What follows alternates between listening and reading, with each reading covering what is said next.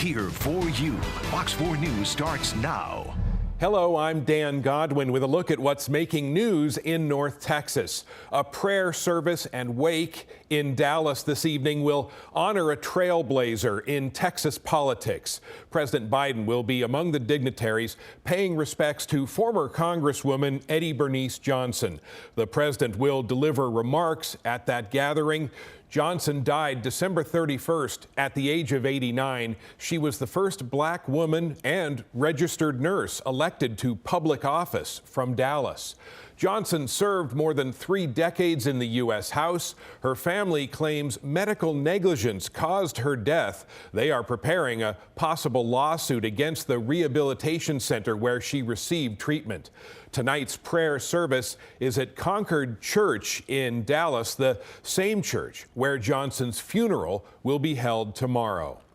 A man accused of breaking into a vape shop in Fort Worth is in the hospital after a police officer shot him. Police say the robber used a crowbar to smash display cases and steal items for the 24-hour business early Sunday morning. The suspect, 37-year-old Walker Cad, ran away through an open field behind the shopping center. Police found him hiding in a residential area. Officers say there was a confrontation and an officer shot Cad in the leg. Neighbors were alarmed by the commotion. It's scary because now, I mean, we never experienced something like that, but now it put us on the edge that it will happen again. Like, these kind of robberies, is it going to be a constant? What I want Fort Worth to know is that even when they're at home asleep, we have 4 police officers out here around the clock doing everything they can to protect them, doing everything they can to take violent criminals off the street. And I'm proud of them for making sure someone who committed a violent crime tonight was taken into custody. Cad was taken to a hospital. No one else was hurt during the robbery or the shooting. A North Texas teen who was badly burned last month has died. 17-year-old Madison Lewis was with friends in Jacksboro, 60 miles northwest of Fort Worth, when another teen threw a pan with gasoline onto a fire. Lewis had burns to more than 90% of her body. She underwent several surgeries, but died over the weekend. Jacksboro police say there will be criminal charges in the case.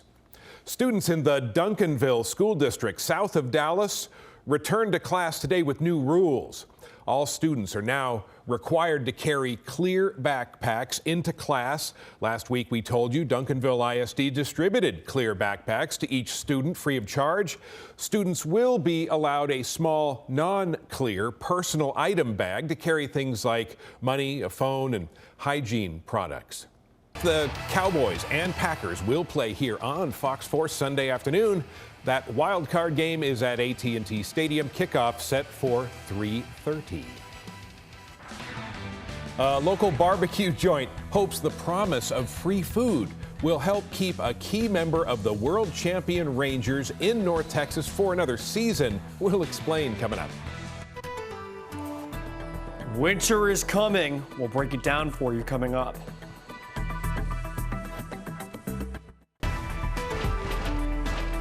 And starting off with the forecast today, we're going to be dealing with some showers and storms early in the afternoon as that cold front moves across the area, but temperatures will begin to fall as we head towards this evening. Otherwise, high temperatures today, upper 50s to lower 60s. But tomorrow morning, it's going to be quite different across North Texas. We're going to be waking up to widespread 30s here in the Metroplex. There may even be a couple of spots in the upper 20s tomorrow morning. So light freeze expected outside of the Metroplex tomorrow morning. It's going to be windy on top of that. Those wind chills are going to be in the 20s and teens tomorrow morning. So you will definitely want to bundle up. And the reason why is the winds are really going to pick up later on this evening into tonight and into tomorrow as well. This is a low-end baseline for the winds heading into tonight and tomorrow. Sustained 20, but wind gusts could easily be 30, 40, gusting to 50 in some spots. So if you haven't put away those Christmas decorations yet, you need to do it today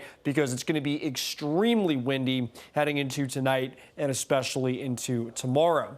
So timing everything out, most of the rain should be out of here by 3 o'clock. There may be a lingering shower or two, but the general trend heading into tonight is things will be drying out, turning colder, and of course, it'll be windy as well. There may be a few clouds, sprinkle or two up by the Red River, but I think by the time you wake up on Tuesday morning, the clouds will be out of here, and tomorrow is just looking like a cold, windy, but sunny day across North Texas.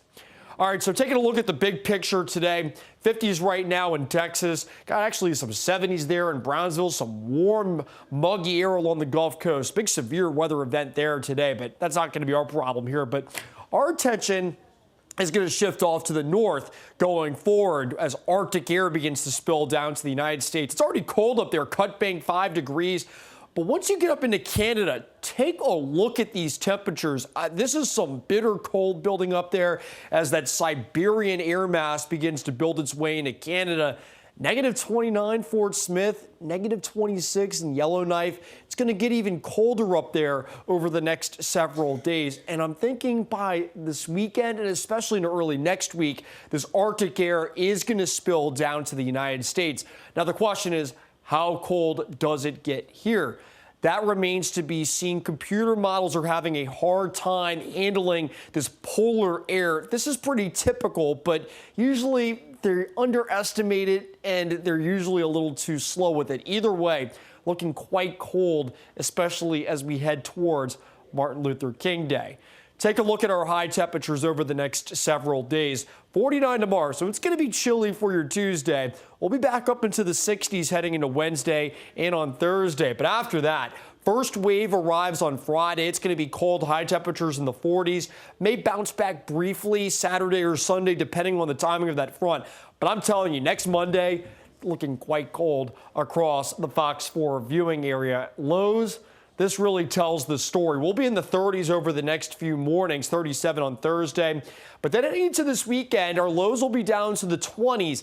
And by next Monday and next Tuesday, we could be talking about some serious cold here across North Texas. I certainly think teens are within the realm of possibility.